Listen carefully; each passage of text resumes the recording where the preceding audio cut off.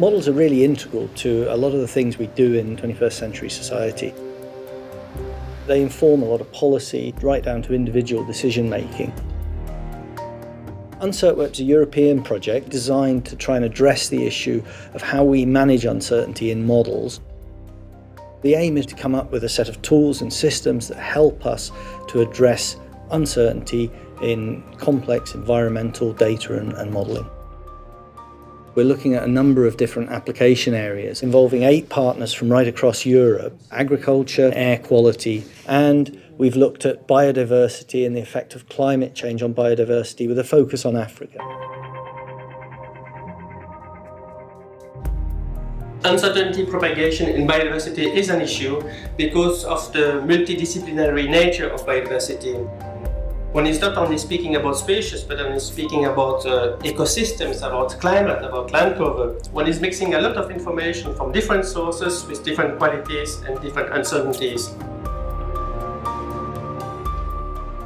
One of the projects within UncertWeb is to monitor the change in those protected areas and to help us predict under future climates where species might be able to live. An example is looking at climate change impact on the species distribution of a bird. We look at areas with similar temperature, rainfall and evapotranspiration. We're keen to see UncertWeb used right across the world, actually, and some of the technologies we've developed in UncertWeb do now have a global presence. One of the applications we've looked at is producing probabilistic forecasts for air quality in Oslo. Air quality forecasting, like a meteorological forecast, can be quite uncertain. Usually you just get one prediction, just the single prediction of what either the weather or the air quality is going to be. We've been applying ensemble of models. In that way we get a whole range of different forecasts, which can be very important for people who need to know what the air quality is going to be on a day. The issue with the models is that the models are always wrong to a degree, and the data that informs them is also wrong. So the outputs are uncertain, and so we're faced with a challenge of having to make decisions under uncertainty. One of the areas we've looked at in UncertWeb is the ability for the UK to feed itself going forward under a changing climate. At Ferro, we're interested in investigating crop yields, and in particular wheat yield, and how that can be affected by future climate change. We've put together 3 separate land use agricultural models with very different structures and very different inputs and outputs, and we've put those together within the UncertWeb framework as a model chain and tried to look at how that will affect wheat yields into the future. Uncertainty is pretty much a fundamental part of every model that you ever use, whether it's acknowledged or not. And the danger is if you don't take into account the uncertainties, you could make very poor decisions. UncertWeb has helped to look at uncertainties in agriculture, EU and national policy decisions, food prices and things such as soil quality and weather. Under future climate change, we don't know how agriculture will change, where we grow it, what we grow, how productive it will be, whether there'll be enough to feed our growing population. We need to ascertain where the uncertainties are in this and how this will inform policymakers to make their decisions in the future.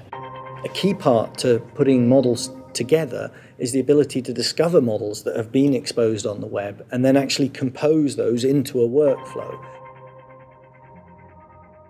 There is a modeling group in the University of Eindhoven who simulates human behavior, human movement, and we use their model to combine that with the air quality predictions. For both models it's interesting because in both modeling activities there's a lot of uncertainty, and in many cases exposure to air quality is assessed under the assumption that people stay at home all the time. When you glue one model to another one, you never know what the outcome really means in terms of its correspondence to reality. Yeah, so if we can say something about the magnitudes of the uncertainties, we also get an idea of the value we should attach to the outcomes of these modeling exercises. UncertWeb has really made some exciting progress in terms of tools that help you to expose your models on the web and to then manage the uncertainty in those models by propagating it and understanding it more, and then being able to actually convey that uncertainty to people in terms of being able to visualize it. So primarily you need to be able to represent that uncertainty, and we have the UncertML encoding for that. Visualization is really important to communicate the uncertainty through to the end user. The expert elicitation tool allows you to assess expert judgments about uncertain quantities. The emulation tool allows you to replace slower models with a faster statistical surrogate model. The validation tool allows you to assess whether the probabilistic judgments that come out from your complex models are consistent with the data that you see, the observations that you have. There's a composition tool that allows you to build these workflows and then deploy them and actually execute them. And that's described as the CAS service, and it's a nice architecture for building these complicated workflows and managing the uncertainty through them. I think UncertWeb's set a seed for a really exciting future where we don't just use models to make predictions, but we acknowledge that those models have those imperfections, and those predictions can be really, really important to making decisions, big decisions that affect society and individuals.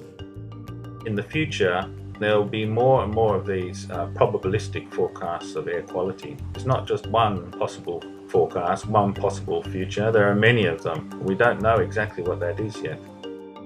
UncertWeb gave us very much the platform in which we can work on probabilistic forecast, and without that we would never have been able to achieve this. One important thing is that it becomes more transparent what we do. Yeah? So non-experts can actually run these models and go through the outcomes of these models in a very simple way. Accounting for those uncertainties can actually change the decision that you make and helps you to understand your risk better.